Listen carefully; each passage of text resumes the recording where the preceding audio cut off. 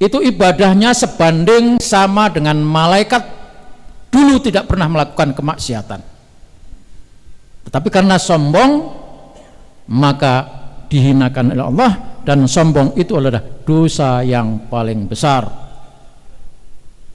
Lalu bagaimana kuncinya supaya kita tidak jadi sombong, ngikuti iblis, dan tidak rakus mengikuti dulu Nabi Adam, dan tidak hasad, iri, dengki ikuti Kabil dan Habil? Maka kuncinya adalah ikhlas. Jadi jamaah sekalian dirahmati Allah, ternyata ikhlas itu begitu berat, dan karena itu tidak ada orang yang bisa diganggu oleh iblis kecuali orang-orang yang ikhlas. Dinyatakan dalam Al-Quran, ketika iblis dihinakan akan masuk ke dalam neraka, dia hanya minta pertama, Tuhan panjangkan umurku sampai kiamat. Jadi iblis itu sampai sekarang hidup terus, anak keturunannya setan. Nah, setan itu sama dengan jin dan manusia, ada yang mati, ada yang hidup. Tapi kalau iblis selamanya, dan itu akan terus menjerumuskan anak keturunan Adam, ya kita ini, dengan godaan-godaan. Pertama adalah diajak untuk sombong, ngikutin dia, karena sombong itulah yang membuat iblis dihinakan selama-lamanya dan kekal di neraka. Karena itu jemaah sekalian, sekali lagi saya sampaikan, jangan dikira mereka-mereka itu adalah orang-orang yang tidak beribadah. Ibadahnya hebat. Maka saya bacakan hikmah yang ada dalam kitab Al-Hikam karya Ibnu Athaillah As-Sakandari ini, bagaimana kita bersikap khususnya ketika kita rajin dan orang hebat beribadah. Karena ada orang yang sombong karena ibadah, ada. Nah itu, dan tandanya apa? Dipamer-pamerkan. Ada sombong karena keberhasilan, buktinya apa? Karena dipamer-pamerkan, ditunjuk-tunjukkan, kecuali dengan niat, saya tunjukkan ini supaya orang mengikuti saya, mau bekerja, rajin, menolong dan sebagainya, kecuali kalau punya niat itu untuk mengajak orang untuk melakukan kebaikan. Selama tidak ada niat untuk mengajak orang, memancing orang untuk melakukan kebaikan yang sama dengan yang kita lakukan, maka itu termasuk bagian dari kesombongan. Maka hati-hati saudara-saudara yang sering memposting gambarnya di WA, kalau tidak ada caption keterangan, orang akan menyangka itu adalah perbuatan yang sombong, pamer diri, pamer kerjaan, pamer kesuksesan. Hati-hati saudara sekalian. Bismillahirrahmanirrahim. La tufrihka at-ta'atu li annaha barazat minka. Jangan kamu bangga, jangan kamu senang karena ketaatanmu. Karena ketaatanmu itu kamu lakukan hanya hadir dari keinginanmu, hadir dari dirimu. Jangan pamerkan, jangan bangga ketaatan, di mana ketaatan itu hanya muncul dari dirimu. Mungkin ada keinginan, saya taat supaya orang tahu, saya taat supaya orang menganggap saya melakukan ini supaya orang anggap saya ini, saya tiap tahun haji supaya orang anggap ini. Itu kan ketaatan semuanya. Wafrah biha li annaha barazat minallah, tetapi bersenanglah, bersyukurlah Karena bersyukurlah dengan ketaatanmu itu, li'annaha barozat minallah, karena kamu menyadari bahwa kamu bisa melakukan ketaatan ibadah itu karena pertolongan Allah. Beda Bapak Ibu.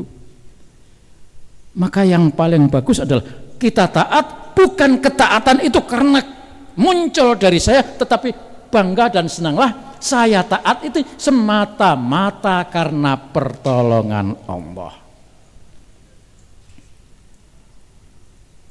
Al-Quran menyatakan, qul bifadlillahi wa birahmatihi fabidzalika falyafrahu wa khairum mimma yajma'un. Ini surat Yunus ayat 58.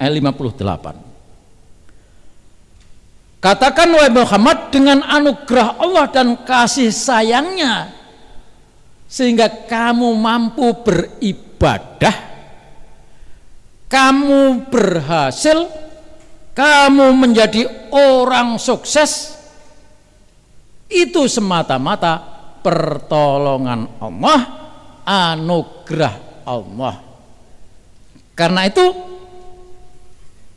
tidak elok kita pamer di hadapan orang lain, ini kalau bukan karena saya tidak mungkin. Nah ini, kalau tidak karena saya ini tidak ada.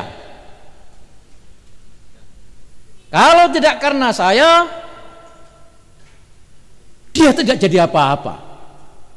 Padahal kita bisa melakukan itu karena anugerah Allah, karena rahmat Allah.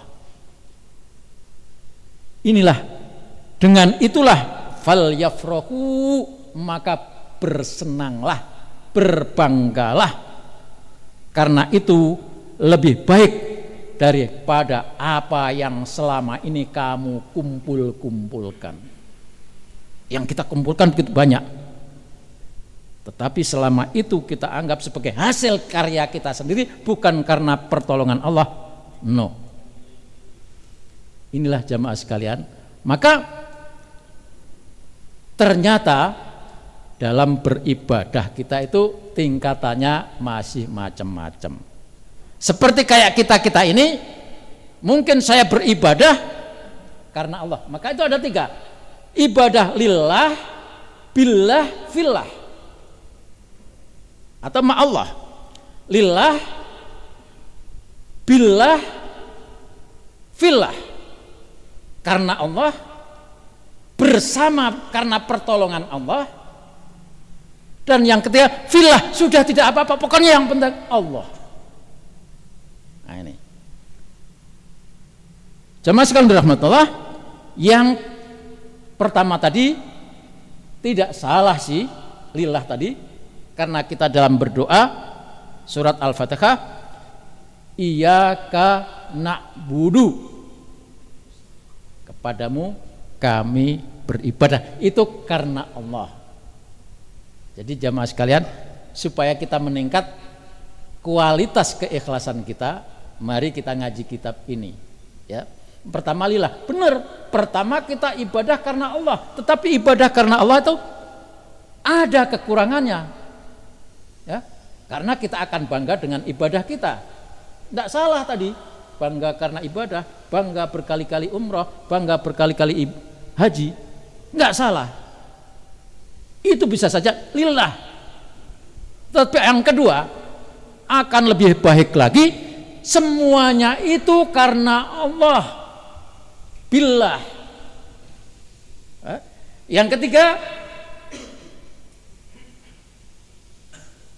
fillah, sudah tidak ada niat apa-apa, pokoknya saya tugasnya hanya beribadah. Wa qismun, pertama, farahu biha min haitsu innaha unwanur ridha wal qabul. Bangga bisa ibadah karena dia mengharapkan untuk mendapatkan nikmat dari Allah Subhanahu wa taala dan terbebas dari siksanya. Itu yang pertama. Maka yang lillah tadi karena Allah tapi masih mengharap imbalan supaya dibalas, supaya dijauhkan dari siksa. Tidak salah, tapi ini masih tingkatan pemula. Wa qismus tsani yang kedua, farihu biha min haitsu innaha unwanur ridha wal qabul. Bangga, senang dengan ibadah karena itu adalah tanda-tandanya orang ridho, orang yang menerima apa yang diberikan oleh Allah Subhanahu wa taala. Jadi kalau yang pertama tadi tandanya orang yang masih berharap mendapatkan nikmat dunia dan bebas dari siksa. Yang kedua, bangga ibadah itu tandanya dilakukan demi mendapatkan ridho dan diterima oleh Allah Subhanahu wa taala. Yang ketiga, farahuhum billah duna syai'in siwahu. Pokoknya saya senang bersama Allah. Jadi ibadah itu senang bersama Allah.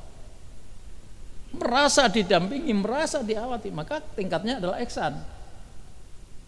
Farahuhum billahi duna syai'in siwahu. Pokoknya saya senanglah bersama Allah ketika ibadah itu.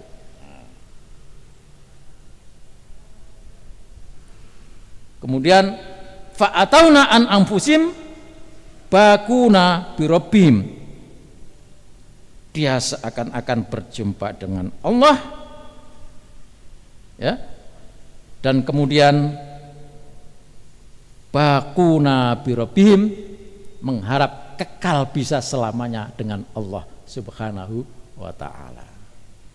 Jadi jamaah sekalian, itulah tingkatan kita supaya kita benar-benar ikhlas. Maka setelah tahu ini, mari kita coba tingkatkan kualitas, di samping kualitas ibadah juga kualitas kekuatan hati.